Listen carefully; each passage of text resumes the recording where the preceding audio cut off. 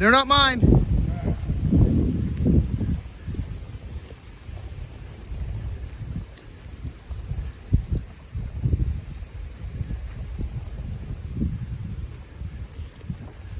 The trick here is to push far enough down the fairway to make it past this big pine tree on the left. You don't want to push too far because there is OB straight ahead. Get to about here, fade into the basket. Easy peasy birdie. That's hole 1. Hole 2 is 194 feet. It is a steady dog leg to the right.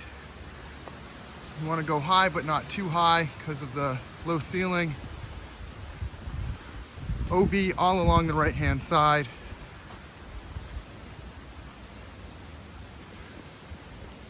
I like to pick an understable disc, put it up here, let it do its thing. Other folks prefer the forehand, but you got to get up here and you got to get through. But again, it's OB there, so you don't want to cut the corner too much or you're definitely gonna end up on the drop zone. We did build a wall to protect T3, so feel free to run those long putts. This is your first elevated basket of the day. There are several on the course. That's hole 2. Hole 3, 172 feet. Again, OB right down the right-hand side. This is actually a lot straighter than you think. If you want to push the challenging triangle and try and sneak something up there, by all means, cutting the corner on the right could mean OB again. Again, I like to take a pretty straight or slightly unstable disc, push my way straight up this hill.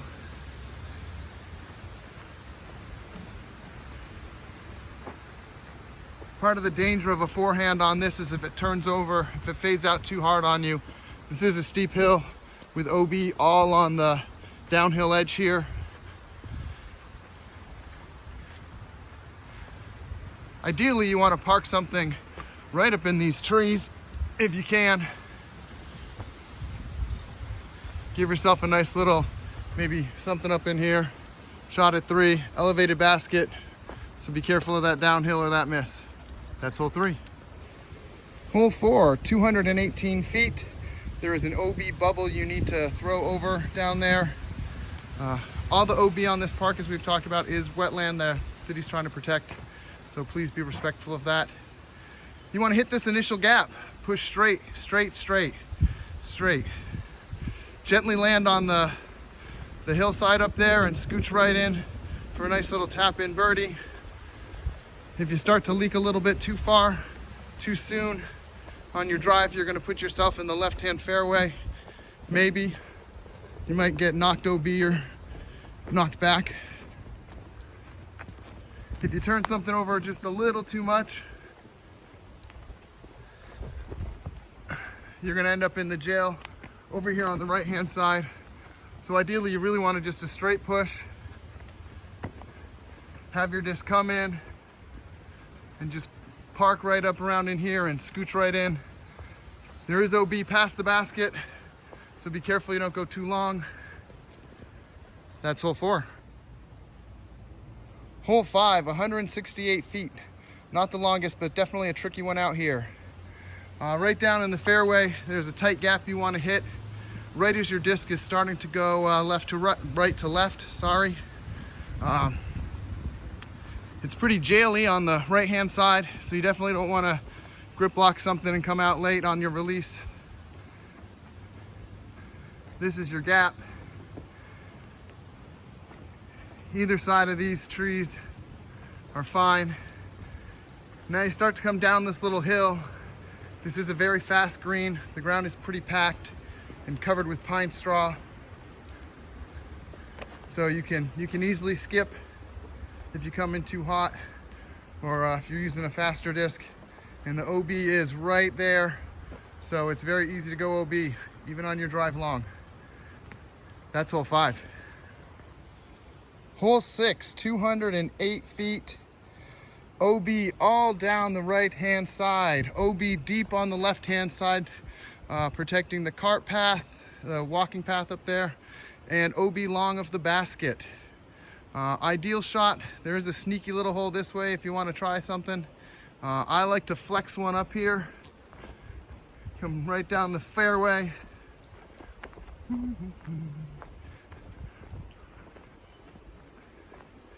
You do want to be careful of a tree kick sending you OB. But if you can flex one through this line right up here, have your disc start to flatten out and stabilize out right as you come up through here. Hit this side of the uphill berm and park right here for an easy tap in. Again, too hot and fast, you're gonna go OB. That's hole 6. Hole 7, 147 feet. The shortest hole out here, but doesn't mean it's easy. You can see the basket right there. It is sitting right on the edge of a hill. Nice, easy, gentle touch. Forehand, backhand, whichever you like. I tend to throw the forehand. I want to come up here. Ideally, if I can pierce these trees before fading, it's great, but fading before them is not bad. If you fade before them, you can't end up way down there. This is your ideal landing zone. Just come in nice, soft, and light. Park it right here for your easy tap in. But down there, if you burn by too fast, too hot, you could end up 40, 50 feet past or worse. That's hole 7. Hole 8, 218 feet. Love this hole. There are 3 kind of gaps to this one. Did put in a lefty line over here. There is the kind of sucker gap there straight up the middle. Most people take the kind of sky hyzer approach, push straight down the fairway. Right is the top of the hill up here. You want your disc to be going right to left. You need to penetrate the woods. If you're not too high, careful of all those branches up there. You can't go too far right to get your left hand swing because of the Mando. Here's where you're breaking in. I like to try and come in right over this stump if I can. Use a disc with a slightly wider rim, hoping for a skip to get us right down here for birdie look. It's a bit of a death putt. There is no OB back there, but you can see it's not overly friendly looking down that little hill. And that's hole 8. Hole 9, 332 feet. If you're like me, at some point in time, you are gonna stand here and throw every disc in your bag to try and figure out how the heck you beat this hole. OB at the bottom of the hill. You got to push straight through across the gap. All the lowest part of the valley here is all protected swampland, so it's all OB. So Monika's favorite part of this course, generally it is pretty wet. She likes to cool off and wallow and get drinks in there. But you got to get through this. If you don't make it through, you're really in trouble. The OB extends all the way that way and all the way that way. There's your drop zone shot. If you can get up to here, that's great. If you can get further, better. You want something that's going to be straight. With that slope on that hill, if you come in too hard with a fade, you can easily kick and roll OB. Getting up here is the ideal parking landing zone. Gives you a easy upshot. Amateurs out there, I know this is a toughie for us. It will feel like a birdie when you make your first par. I promise you that. But I have parred this hole throwing putter, putter, putter. So I know it's doable. So I know you can do it too. And again, watch for rollaways down that hill. This is also one of the part of the courses that catches some wind because it's just cut the dog park right there. That's hole 9. Hole 10, 171 feet. This is your ace run if you feel it coming. You feel it. Again, OB all down the right-hand side. The ceiling doesn't come up to play as much just because hole 1 behind us is a little higher in elevation. You can kind of burn one right at the basket because you can see it if you feel lucky. I like to throw a overstable mid-range, overstable approach like the McRib, my slammer. Just nice, easy throw and catch with your buddy down back in the days of Ultimate. These guardian trees are, of course, come into play. Don't push too far. Common on this one is to go OB long or come back here, hit one of these trees and kick OB long. But parking right here, give yourself a nice little tap-in birdie if you miss your race. That's hole 10. Hole 11, 180 feet. 2 lines for on this hole. I know lots of backhand players like to play this one. It's a little trickier for me. I prefer the left-hand fairway. It's just a nice little forehand flick. Again, with my slammer, Mr. McRib. You can just find this line, push it straight.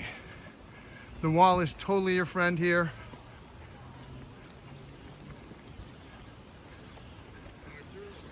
Coming down. When you go the other fairway, any tree kicks can kick you out of bounds, right? So that's one of the reasons I prefer the left-hand side. Come down here and let it fade, land, scooch right in. As long as it doesn't come in too hard and hot on the other side. Come right down. Again, here's your elevated basket. Come here, girl. Come on, girl. And that's hole 11. Hole 12, 186 feet.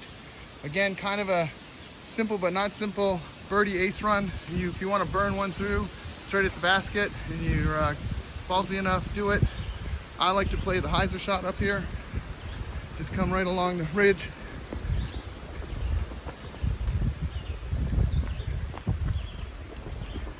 Again, there is OB on the right-hand side, so if you go rolling down this hill, you could be in real trouble. But a nice standard hyzer shot should bring you up here. You do want to try and hit up on the edge, because as you know, hitting on this hillside, there's stumps, there's roots. You got your basket. The thing about this one, you just got to be careful. Lots of people land here. If you land here with a fast disc and you slide too far back, you're definitely looking at a death putt down that hill. That's hole 12. Hole 13, 240 feet. OB straight ahead, that bubble down at the bottom of the hill. You want to push as far down as you can and then get left. So something's going to turn or fade hard on you is preferred. There's kind of a low ceiling down there. I know the guys, when we were clearing this hole, we just didn't have access to any kind of cherry picker or anything to get up there and clear some of those branches. So we just have standing on the ground with a pole saw. So coming down the fairway, get any of these tunnels. This is probably the most common, although you got all these guardians to fight your way through. I can't tell you how many times I've hit this dead tree. I sometimes now try and push a little further, go down this right-hand fairway next to us. It's a little more clear down here. You still get a decent look for an easy up and down.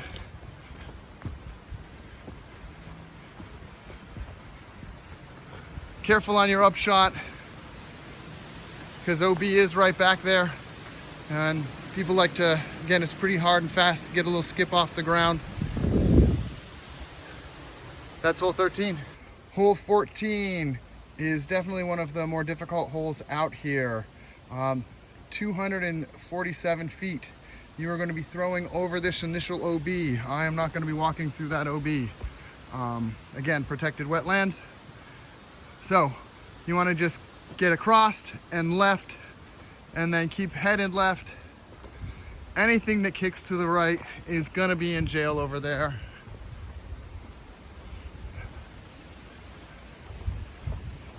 So once you get on the other side of this OB bubble, you're going to want to start headed that way. Anywhere landing in here, which is essentially the drop zone or the red tee, is not a bad place to be. You can get it up and down from there, not too tough. You can get in deeper, that's great. Again, you do got to be aware that this is a fast green down here with all the pine straw. OB edge right back there.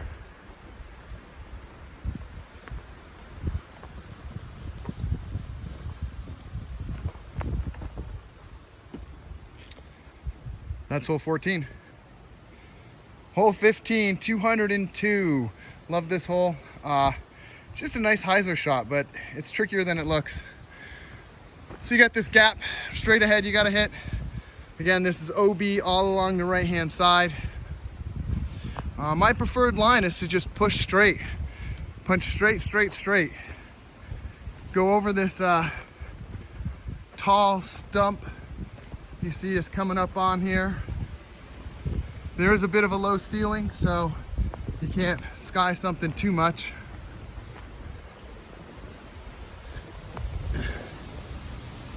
So if you can get straight to here and then go over this little fir tree and then fade, you'll see the basket. You got one guardian tree there, but be careful, OB is right here down this hill. Anywhere up in here is ideal landing zone.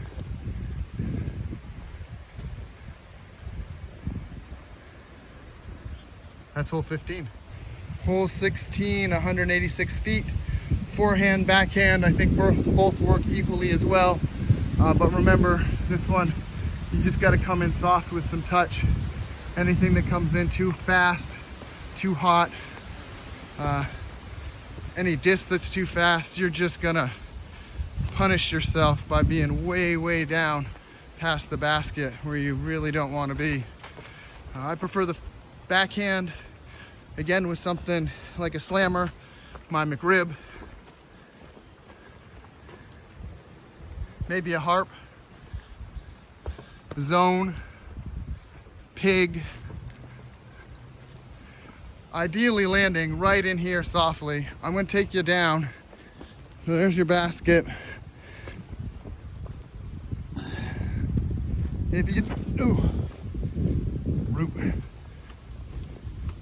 if you do burn one, you could end up down in this. And that is not the most fun look. I measured it earlier. It's 45 feet from that log and uphill 11 degrees. So soft and gentle, have some touch, good controls needed for this hole. That's 16. Hole 17, 176. Probably the tightest hole on the course, I think. There's lots of little lines, lots of chances for tree kicks. Throw your best, straightest controlling disc you got. I use the Kona Judge. If you can come right through this whole gap, you're doing pretty well.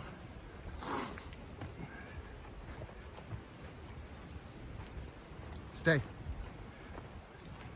So there's your basket. Again, fading out early happens a lot on this hole, and coming in too fast happens a lot on this hole. So you could very easily find yourself down here where you 100% don't want to be with a less than pretty look for birdie. And that's 17. Hole 18, definitely the longest, definitely the most difficult. 355. I would say that this hole is the bane of everybody who plays this course. So again, you've got this swath of protected wetland OB coming across the bottom of the valley. You want to push this gap straight as far as you can. Get up on the hill on the other side. So you can zoom way up there. Anything that doesn't get across the OB, you're gonna have some work to do to get your par. Probably have some work to do to save your bogey, to be honest. anything that fades, you go, hey, I'm gonna throw my fast driver to really push it. Man, when that thing starts to fade out, or if it kicks a tree, I guarantee you are gonna find yourself in this OB down here on the far side. Maybe not, maybe you'll clear it and be on this side, which is just this jail trying to get back across. This monster does eat a bunch of discs, so if you can't find your disc, look under there. Drop zone if you need it.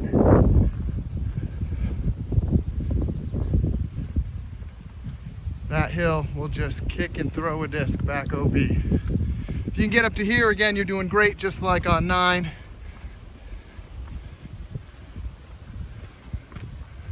Work either a forehand up the hill. Backhands are tricky. If they fade too much, show the belly of the disc. You got this wind coming off the dog park, could easily just throw you right back down there. It is pretty fast, so if you skip, you can slide, catch a root, catch an edge and roll.